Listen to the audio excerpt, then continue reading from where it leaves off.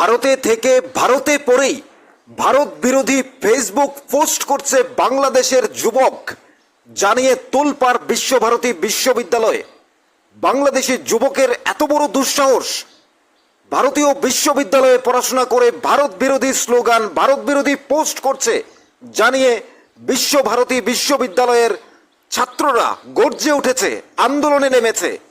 তাকে গ্রেপ্তার করতে হবে, বহিষ্কার করতে হবে বিশ্ববিদ্যালয় থেকে, নইলে বৃহত্তর আন্দোলনে যাবে বিশ্বভারতীর ছাত্ররা। শুনুন তাদের বক্তব্য। এত বড় দুঃসাহস হয় কি করে বাংলাদেশিদের?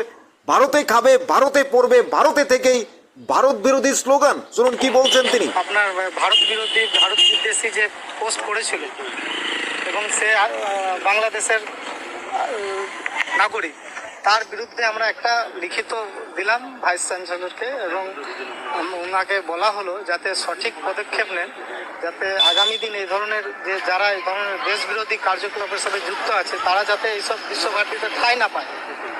এবং এইসব নিয়ে আমরা ডিসির কাছে গেছিলাম। উনি আমাদেরকে কোনোভাবে এই ছাত্র যার অভিযোগ, যার বিরুদ্ধে অভিযোগ রয়েছে, তার যদি কোনো পদক্ষেপ না গ্রহণ করে বিশ্বভারতী কর্তৃপক্ষ, তাহলে আপনারা কি আন্দোলনে নামবেন? তাহলে আমরা আন্দোলনে নামবো। সেই আন্দোলনকে বৃহত্তর হবে নিশ্চয়ই।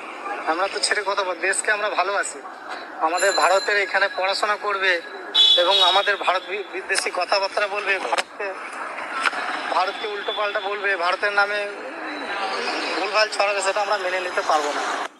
শুনলেন বিশ্বভারতীর ছাত্ররা কি বলছেন।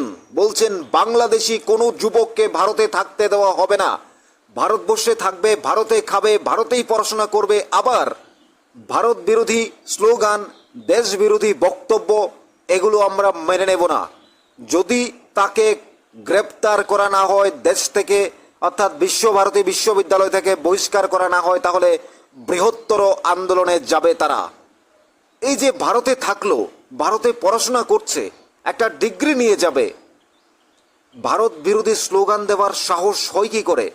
তিনি লিখেছেন, রিপন সরকার বাংলাদেশের, তিনি বিশ্বভারতী বিশ্ববিদ্যালয়ে পড়াশোনা করছেন। তিনি লিখেছেন, ভারতের এই বন্যা বাংলাদেশকে ডুবিয়েছে, বাংলাদেশে এই বন্যা সৃষ্টি হওয়ার জন্য দায়ী একমাত্র ভারতবর্ষ, যা কোনোভাবেই মেনে নেওয়া যায় না।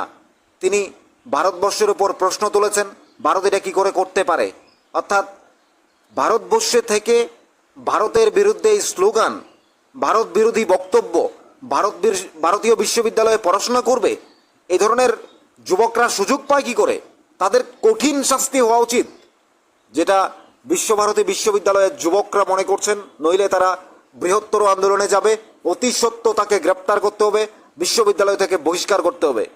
এই যে ভারতে থাকলো, ভারত বিরোধী স্লোগান দিল, ভারতের বিরুদ্ধে কথা বলছে, আবার ভারতীয় বিশ্ববিদ্যালয়ে পড়াশোনা করছে, এত বড় দুঃসাহস পায় কি করে ওরা? কোনো বাংলাদেশি এই সমস্ত যুবকদের পড়াশোনা করতে সুযোগ দেওয়া উচিত বলে মনে করেন? বাংলাদেশে কি হয়েছে? বাংলাদেশের যে বাংলাদেশিরা প্রতি মুহূর্তে ভারত বিরোধী স্লোগান দিচ্ছে, তার মধ্যে ও ভারতে থেকে ভারতের বিশ্ববিদ্যালয়ে পড়াশোনা করে ভারতের বিরুদ্ধে স্লোগান দিচ্ছে, বলছে বাংলাদেশে বন্যার জন্য দায়ী হচ্ছে ভারতবর্ষ। এটা কখনো মেনে নিতে পারছেন না, এটা ভারতের উচিত হয়নি। অর্থাৎ এই যে কোনটা দায়ী, কোনটা উচিত, কোনটা অনুচিত, সেটা সে ফেসবুকে লিখে ভারতকে হুঁশিয়ারি দিচ্ছে, ভারতের বিরোধিতা করছে। অথচ ভারতবর্ষে খাবে, ভারতবর্ষে থাকবে, ভারতবর্ষে পড়বে, এটা ভারতীয় যুবকরা মেনে নেবে কেন? সেটাই তো হওয়া উচিত। তাকে দেশ থেকে বহিষ্কার করা উচিত, তাকে গ্রেপ্তার করা উচিত, তাকে বিশ্ববিদ্যালয় থেকে বহিষ্কার করা উচিত। এই তো স্লোগান তাদের।